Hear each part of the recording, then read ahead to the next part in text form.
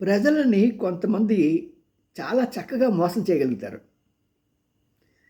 తరతరాలుగా. మరి ఈ మోసం చేయటంలో వాళ్ళు చిన్న చితక డబ్బులు వసూలు చేయరండి. కోట్ల రూపాయలే వసూలు చేస్తారు.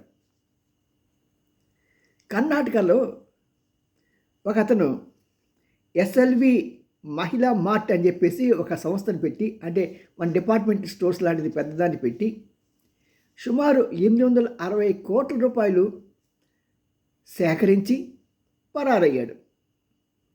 దీనికి ముందు విజయవాడలో సుమారు 30-40 సంవత్సరాల క్రితం సప్తగిరి ఏజెన్సీస్ అని చెప్పి ఒక షాపు, ఒక తమిళనాడు నుంచి వచ్చిన అతను విజయవాడలో షాప్ పెట్టి, ఏ వస్తువైనా సరే మీకు హాఫ్ రేట్,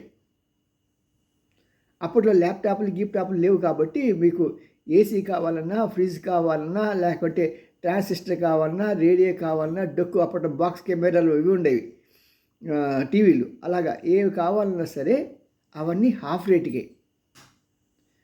5,000 రూపాయలు ఖరీదు చేసే వస్తువు ఏదైనా సరే మీరు 2,500 రూపాయలు ఈరోజు నాకు క్యాష్ కట్టేశారంటే మీకు 45 రోజుల కల్లా నేను డబల్ వస్తువు మీకు ఇచ్చేస్తాను అన్నాడు. మొదట్లో స్కెప్టిక్గా ఉంటారు కదా, వీడు ఇస్తాడో సస్తాడో, ఎందుకు వచ్చిన గొడవ అని సగం మంది వెనక్కి వెళ్ళిపోతారు.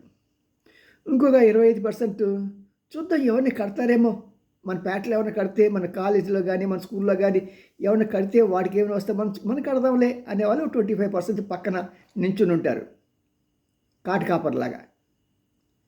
పాపం కొంతమంది లేడీస్ వస్తారు, వచ్చి పాపం వాళ్ళకి రుబ్బు రోలు కావాలి, 5,000 ఉంటుంది ఎలక్ట్రికల్ది. 5,000కి 2,500 రూపాయలు ఇచ్చి కొంటారు. లేకపోతే మిక్సీ, అప్పట్లో 1,000-1,500 ఉండేది, దానికి సగం డబ్బులు ఇచ్చి ర్యాలీ మిక్స్ అలాంటివి మంచి కొద్ది ఖరీదుగా ఉంటాయి కానీ మంచి కంపెనీలు, సుమిట్టు అలాంటివి, వాటికి సగం ధర కట్టేసి వెళ్ళిపోయారు రసీదు తీసుకొని. 45వ రోజు వచ్చేటప్పటికి వీళ్ళు మెల్లిగా వాళ్ళ చుట్టాలు అంతా కలిసి వచ్చారు. వచ్చి సార్ మీకు డబ్బులు కట్టాము, మరి మాకు వస్తువు ఇస్తారంటే, అబ్బబ్బా మీకు ఇవ్వకపోవటం ఏంటంటే అని చెప్పి, అరే గణేష అమ్మగారు వచ్చింది వెంటనే ఇచ్చేసే వస్తువు అని చెప్పి చక్కగా ప్యాక్ చేసి ఆ వస్తువు ఇచ్చేసేవాడు, టకటక చకచక అని. ఇంకా ఆ ప్రచారం, ఆ మోత, అంటే మౌత్ పబ్లిసిటీ ఎంత గొప్పదంటే అది ఉదాహరణకి చెప్పుకోవాలి. ఒక 15 రోజులు అయ్యేటప్పటికి అక్కడ డబ్బులు కట్టడానికి ప్రజలు క్యూలో నించుంటే పోలీసు వాళ్ళు బందోబస్తు చేయవలసి వచ్చింది. అలాగ ఒక 20 రోజులు 30 రోజులు సాగిందండి. మరి ఎన్ని కోట్లు సంపాదించాడో తెలీదు. మొత్తానికి ఆ నోట్లు లెక్క పెట్టుకున్నాడో లేదో కూడా తెలియదు. మరి అవన్నీ చక్కగా మూట కట్టుకొని ఆయన ఉడాయించేశాడు. తర్వాత చూస్తే ఏముంది, అందరు గొల్లుమన్నారు. అలాగే దాంతో అనుభవం వచ్చినట్టుగా ఉంది మన విజయవాడ వాసి ఒక ఆయన ఉన్నాడు.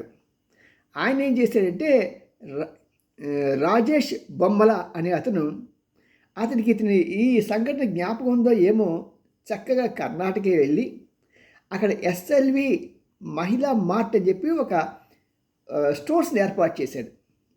దీని కాన్సెప్ట్ ఏంటంటే, ఆడవాళ్ళు వాళ్ళ ఇంటి దగ్గర ఉండే వాళ్ళ ఇంటినే ఒక స్టోర్స్గా ఏర్పాటు చేసుకోండి, మీరు నాకు కొంత డిపాజిట్ చేస్తే, కందిపప్పు ఉందనుకోండి 115 రూపాయలు 120 రూపాయలు ఉందనుకోండి దాని ఖరీదు, అది నేను మీకు 90 రూపాయలకో లేదా 70-80 రూపాయలకే ఇస్తాను, మీకు 30-40 రూపాయలు కేజీకి లాభం వచ్చేట్టుగా నేను చూసుకుంటాను.